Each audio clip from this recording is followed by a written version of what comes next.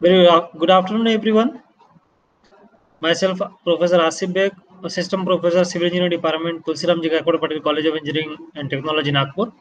Welcome you all on another lecture on fluid mechanics under Prerna scheme sponsored by All India Council of Technical Education, AICT, New Delhi.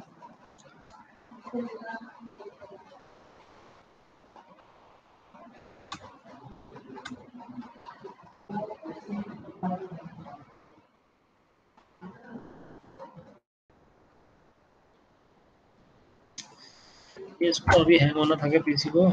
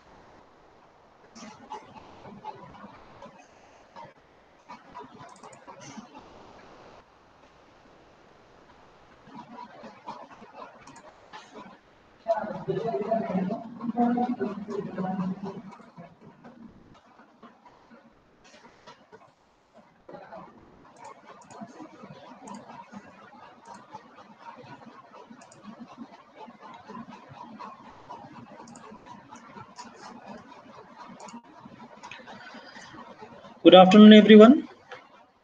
I welcome you all on another lecture of fluid mechanics under Prerna scheme sponsored by AICT. Myself, Professor Asif Beg, Assistant Professor, Civil Engineering Department, Tulsiram Ji Gaikwad Patel College of Engineering and Technology, Nagpur. Today we will cover the topic flow in pipes, pipe networks, and the dimension analysis. And we will try to see the topic which will be asked in the gate examination. So the piping network and the pump selection. So there are two types of piping network. One is the parallel one, and another one is in the series.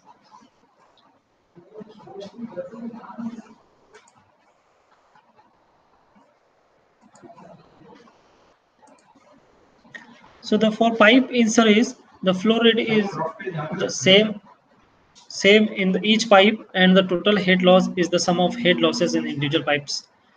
Where in pipe which are in parallel, the head loss is the same in each pipe. The total flow rate is the sum of flow rate in the individual pipe.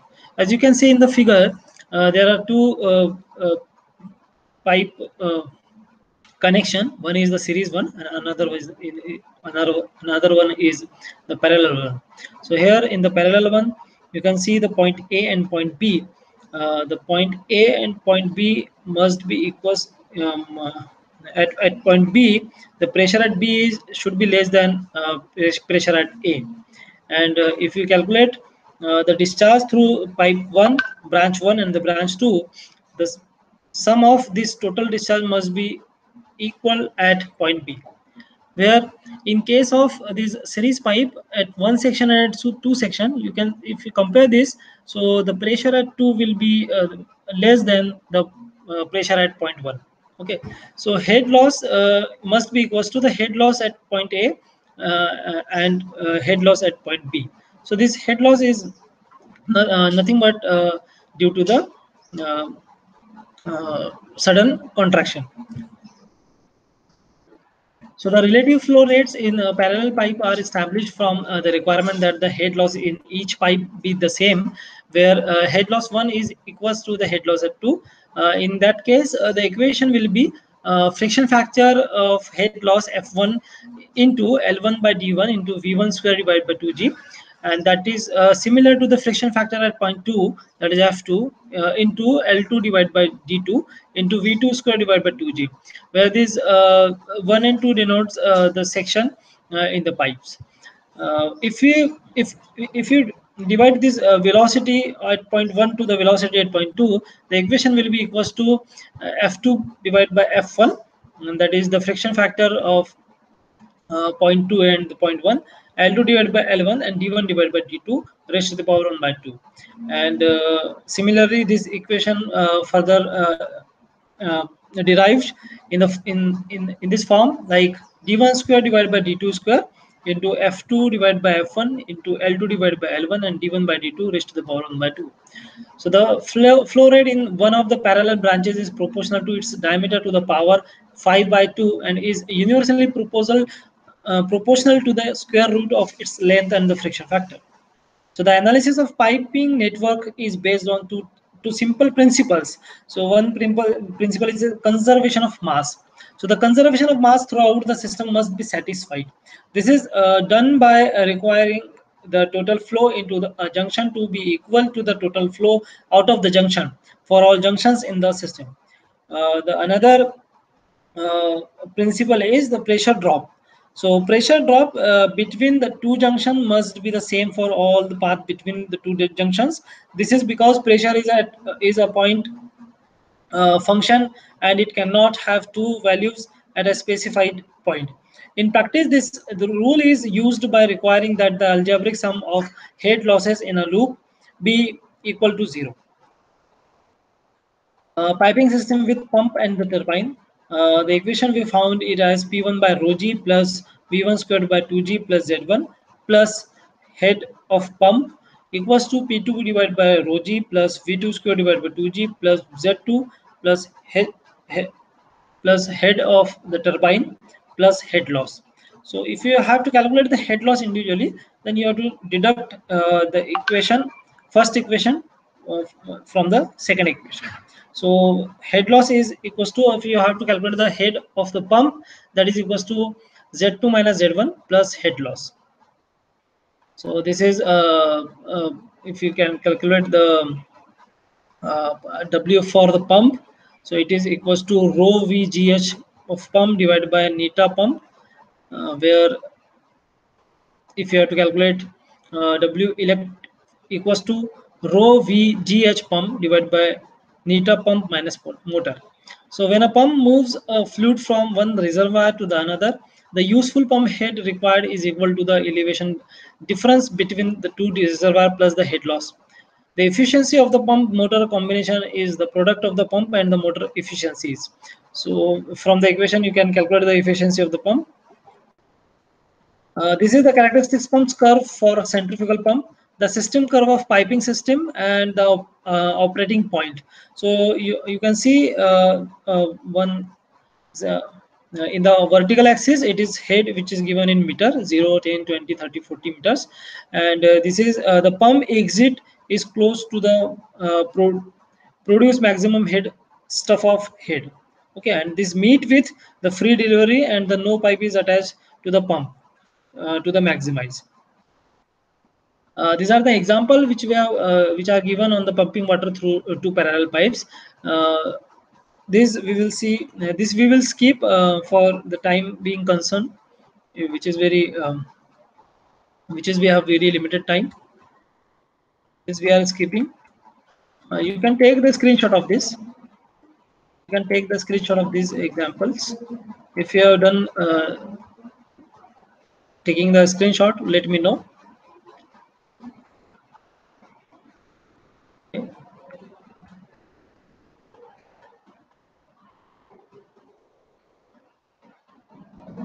This is the another example of gravity driven water flow in a pipe.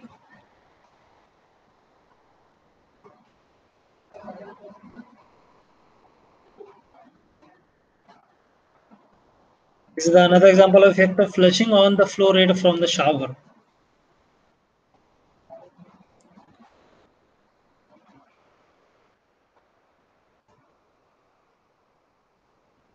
So you have experienced that the flow rate of cold water through a shower may be affected significantly by a flushing of a nearby toilet. So in a house you must have the experience like this. So flow rate and the velocity measurement we will see. A major application area of fluid mechanics is the determination of the flow rate of fluid, and the numerous devices have been developed over the years for the purpose of flow metering. Flow meters range widely in their level of sophistication, size, cost, accuracy, versatility, capacity, pressure drop, and the operating principle. We give an overview of the meter commonly used to measure the flow rate of liquid and gases flow through pipe or the duct. So we limit V equals to V that is equals to velocity and the area. So this ratio to the incompressible flow. So measuring the flow rate is usually done by measuring flow velocity, and the many flow meter are simply velocity meter used for the purpose of metering flow. So primitive but a fairly accurate way of measuring the flow rate of the water through a garden hose involve collecting water in a bucket and recording the collection time. So normally in a practical way, if you have to calculate the flow rate of any uh, uh, pipe flow, so you have to pour the water in a bucket and you have to just scale it out how much time that water required to fill that much of amount. So that in that way we can calculate the flow rate. Now the pitot tube and the pitot static probes. So pitot probes is also called as the pitot tubes, and the pitot static probes are widely used for flow speed measurement.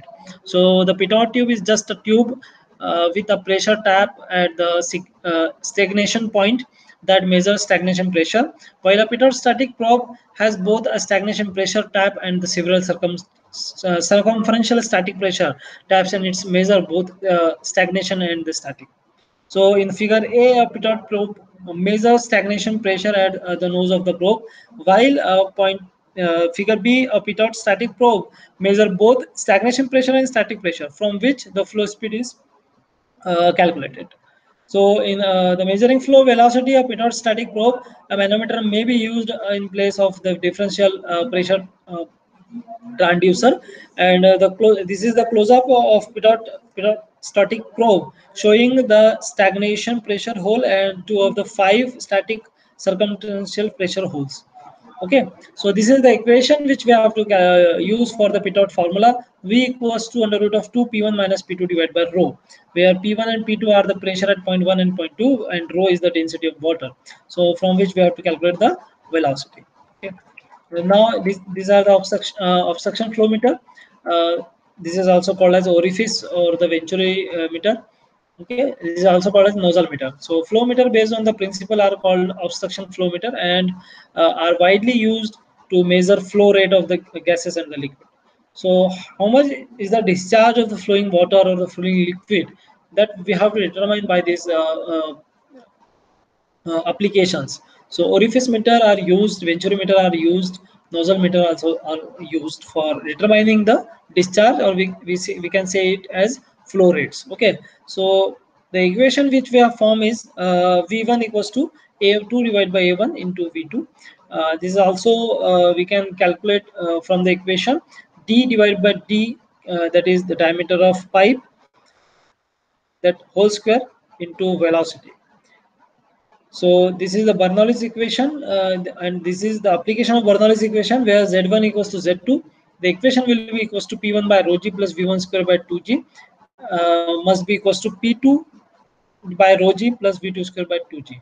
So these are the pressure and the velocity head at point 1 and point 2, where we have to calculate the head losses. The loss can be accounted for by incorporating a correction factor called the discharge coefficient CD, whose value is determined experimentally. So obstruction flow meter is the given in the equation, and the value of the CD, that is the coefficient discharge, depends on both the value B and the Reynolds number. And the chart of the curve fit correlation for coefficient of discharge CD are available for the various types of obstruction meter. So orifice meter is having the coefficient of discharge, this one, you can see this, and the nozzle meter which is having the coefficient of discharge, this value. Okay, so for flow with high Reynolds number, that is Reynolds number more than 30,000, the value of coefficient of discharge can be taken to be a 0.96 for flow nozzle and the 0.6 for the orifice. So these are the common types of obstruction meter. This is orifice meter. You can see a pipe which is fitted with two plates, and the small d is the diameter of the orifice, and capital D is the diameter of pipe, where the flow is the flow nozzle, where D is the opening, and capital D is the diameter of pipe. And this is the venturi meter. You can see this is inlet portion, this one is the throat one, and this is the outlet one. So capital D is the diameter of pipe and small d is the diameter of throat. So you can see the angle of the inlet and the outlet of the venturi meter, 15 degree and 21 degree. So this is the application of the Bernoulli's equations. Apart from this, we have orifice meter, or the digital meter for calculating the discharge of water, or the discharge of the uh, fluid. So an orifice meter and the schematic showing its built up built-in pressure transducer and the digital readout. This figure shows built-in pressure transducer and the variation of the pressure along a flow section with the orifice meter as measured with piezometer tubes. The loss pressure and the pressure recover are shown. So these are the example for measuring flow rate with an orifice meter. So here we are skipping this. The time is restricted for the teaching of this. So we will just skipping this. You can take the screenshot of this. Okay, you take the screenshot of this page. Take the screenshot of this one again. Okay, take the screenshot of this. Now, positive displacement flow meter. The total amount of mass or the volume of a fluid that passes through a cross section of a pipe over a certain period of time is measured by positive displacement flow meter. So there are numerous types of displacement meter, and they are based on continuous filling and the discharge of measuring chamber.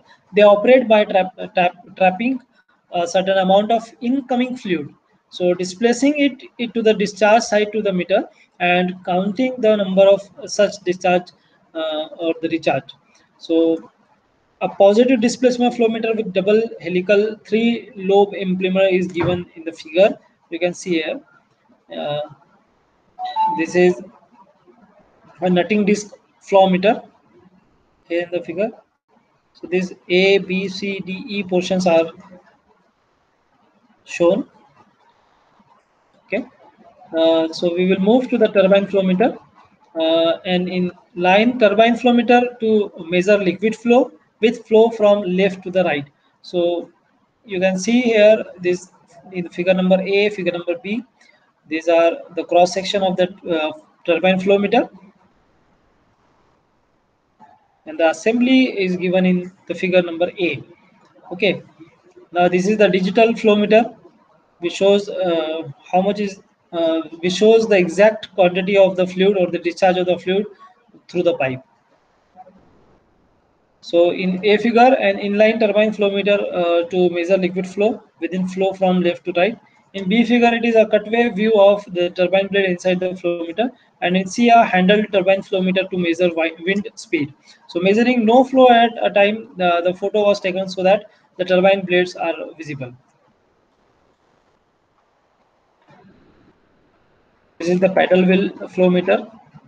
We will just skipping this because this is not much important for your gate examination point of view. So okay, so we will see the variable area flow meter. This is also called as rotameters. Okay, so a simple, reliable, inexpensive, and the easy to install flow meter with reasonably low pressure drop and no electrical connection that gives a direct reading of flow rate for a wide range of liquid and gases is the variable area flow meter. So this is what the variable area flow meter, which is also called as rotameter or the flotometer. So a variable area flow meter consists of a vertical tapered conical transparent tube. You can see this in the figure itself, and which is made of the glass and the plastic with a float inside that are free to move. So fluid flows through this tapered section. You can see in the figure. The float rises within the tube to locate where the float weight, drag force, and the buoyancy force balance each other, and net force acting on the float is zero. So the flow rate is determined by simply matching the position of the float against the graduated flow scale outside the tapered transparent tube. And the float itself is typically either a sphere or a loose fitting piston like cylinder. So two types of variable area flow meter are given in the figure, where figure 1 is an ordinary gravity based meter and B is the spring opposite meter. Okay, so these are the flow meter types. Now ultrasonic flow meters. Ultrasonic flow meter operates using sound waves in the ultrasonic range beyond human hearing ability, typically at a frequency of 1 megahertz.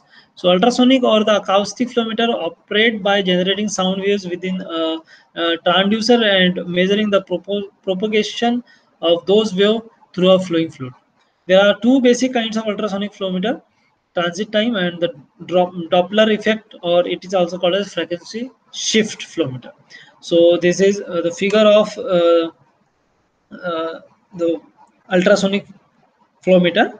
Here you can see the propagation of ultrasonic or the sound ultrasonic velocity,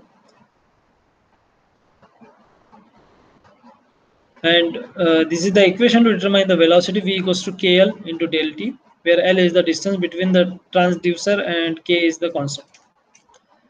Now we will see the Doppler effect ultrasonic flow meter. This is a digital type of flow meter in which measure the average flow velocity along the sonic path.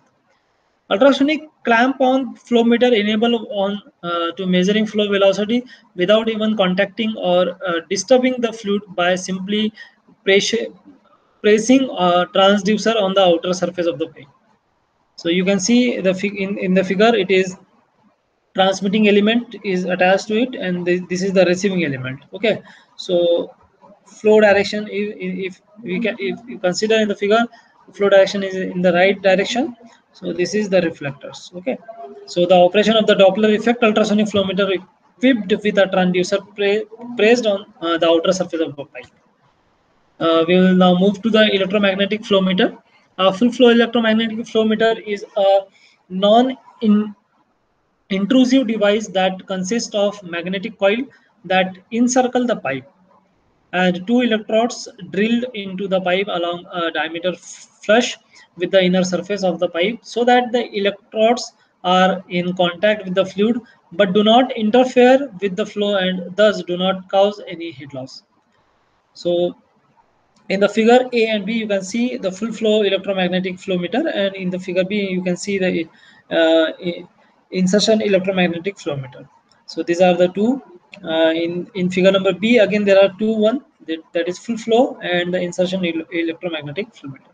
So insertion electromagnetic flow meter is operate similarly, but the magnetic field is confined within a flow channel at the tip of the rod instead into the flow. Now this is the vertex flow meter. This suggests that the flow rate can be determined by generating vertex. So vertices in the flow by placing an obstruction in the flow and measuring the shedding frequency. The flow measurement devices that work on this principle are called vertex flow meter. So this is the figure which is given for the that is shows the operation of the vertex flow meter. Uh, the Strouhal number that defines as Strouhal number equals to Fd divided by V, where F is the vertex shedding frequency, D is the characteristic diameter or width of the obstructions, and V is the velocity of flow impinging on the obstructions. Also remain constant in this case, provided that the flow velocity is high enough. So the vertex flow meter has the advantages that it has no moving part and thus is inherently reliable, versatile, and very accurate, usually 1% over a wide range of flow rates. But it obstructs the flow and thus causes considerable heat losses. This is the thermal anemometer, which is also called as hot, uh, which is thermal. It means hot wire or the hot fill anemometer. So thermal anemometer involves an electrically heated sensor and utilize a thermal effect to measure flow velocity. Thermal anemometer have extremely small sensors and thus they can be used to measure the instantaneous velocity at any point in the flow without appreciably disturbing the flow. They can measure velocity in liquid and gases accurately over a wide range from a few centimeter to over 100 meters per uh, kilometer. So a thermal anemometer is called a hot wire anemometer if the sensing element is a wire, and a hot film anemometer if the sensor is thin metallic film. And usually it is less than 0.1 micrometer thick. So mounted usually on the relatively thick ceramic support having a diameter of about 50 micrometer. So this is the electrically heated sensor, and it supports components of hot wire probes. So this is the equation. This is called as King's law. E square equals to A plus B V raised to the power n, where E is the voltage and the values of the constant A, B, and N are the calibrated for the given probe. One of the voltage is measured. This relation gives the flow velocity V directly. So thermal anemometer probes with single, double, and the triple sensor to measure. In figure A, B, C, you can see the velocity component simultaneously. So this is the laser Doppler velocity meter. This is laser Doppler velocimeter meter LDV, also called as laser velocimetry LV or the laser Doppler anemometry. So it is an optical technique to measure flow velocity at a desired point without disturbing the flow. Unlike thermal anemometry, involves no problem or wires inserted into the flow, and thus it is a intrusive method. So like thermal anemometry, it can accurately measure velocity at very small volume, and thus it can also be used to study the details of the flow at a locality, including turbulent fluctuations, and it can be traversed through the entire flow field without interruption. So this is the equation for LDV equation, where equation F is equals to V by S, that is equals to 2V sine alpha by 2 divided by gamma, where gamma is the wavelength of the laser beam and alpha is the angle between the two laser beams. This fundamental relation shows the flow velocity to be proportional to the frequency. Okay. Now we will see the particle image velocity meter. We will just skip this because this is a very advanced topic. It will not much important for your gate examination. Okay, so so this is the biofluid mechanics. This is not as much important for your examination. So just we are skipping this and we will just move to the another topic, that is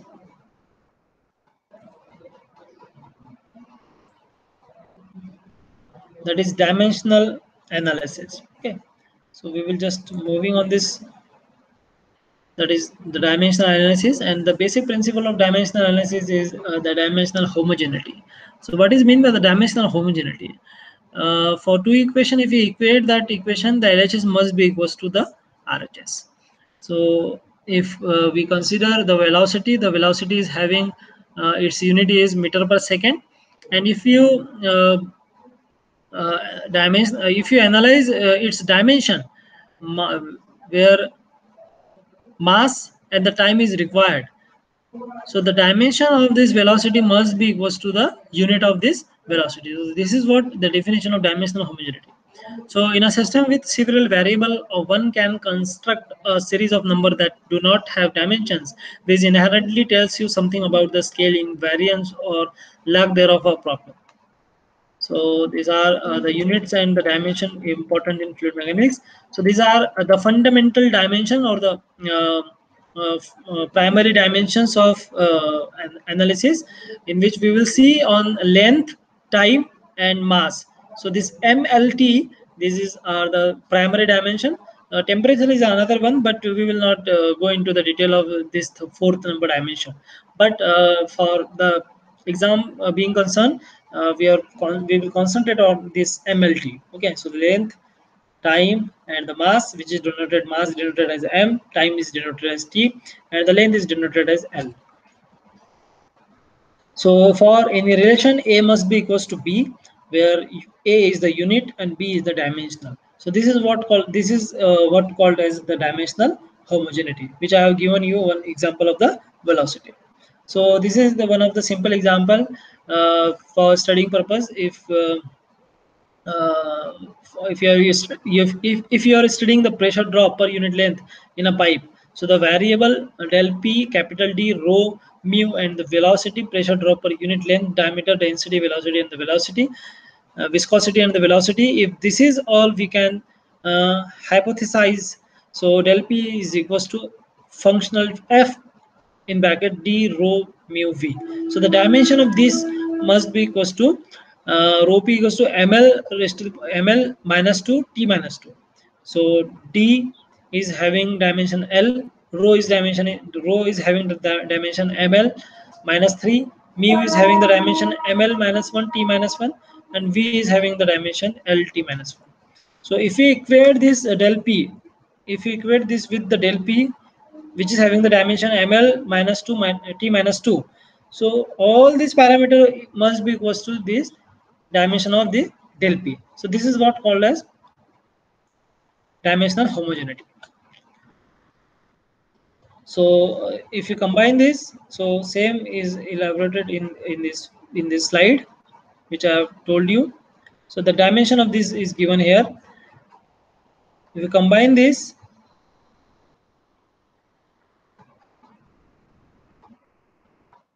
so you will find the result as the del p having the dimension ml minus 2 t minus 2 is equals to the dimension of d rho mu and velocity. Okay, now we will move to the types of this dimension analysis. So basically there are two types, Rayleigh's method, and another one is the Buckingham pi theorem. So Buckingham pi theorem is an equation involving k variables is dimensionally homogeneous. It can be reduced to a relationship among k are independent dimensionless products, where R is the minimum number of reference dimensions required to describe the value. So mathematically we can write it as u1 equals to function of u2 u3 till uk. So if you convert this into the pi theorem, so it is equals to pi equals to that is phi replaced with f, that is the constant, this pi 1, pi 2, pi 3, and pi n minus 1.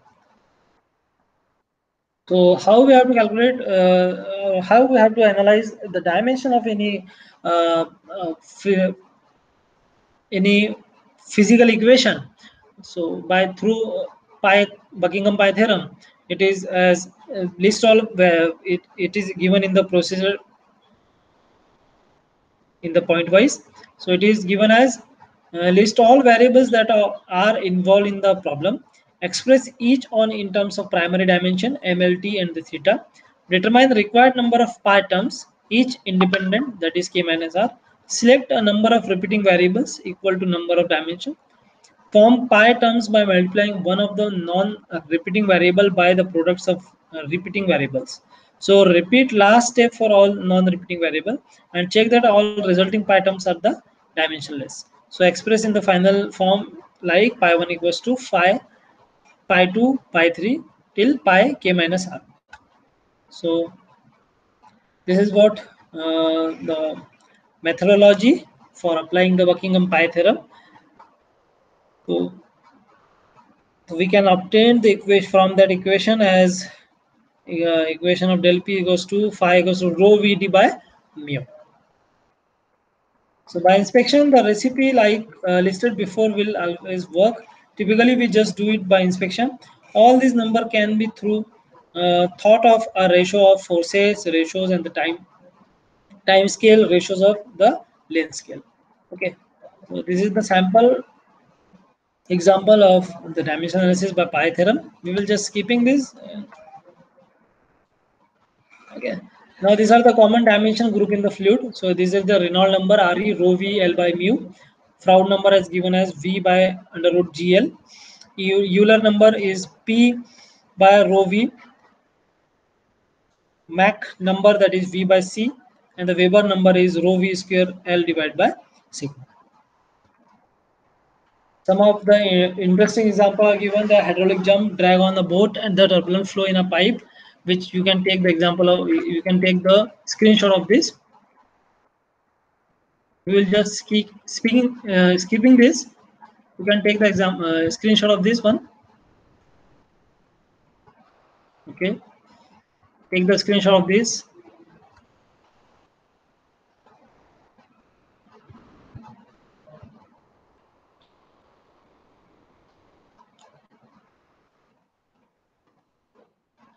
Okay, now we will move to the modeling and similitude. So the model is a representation of a physical system that may be used to predict the behavior of a system in some desired respect. So from the figure you can see the type of model or the example for the model, which is a representation of a physical system. So in the figure you can see this is the prototype and this is the model. So there are types. Types of similarity are there: geometric, kinematic, dynamic. In the base situation, get all the dimensionless variable pi groups, the same between model and the prototype. Then all similarities are preserved. Sometimes hard to achieve it all. So this is the example of the dimensional analysis.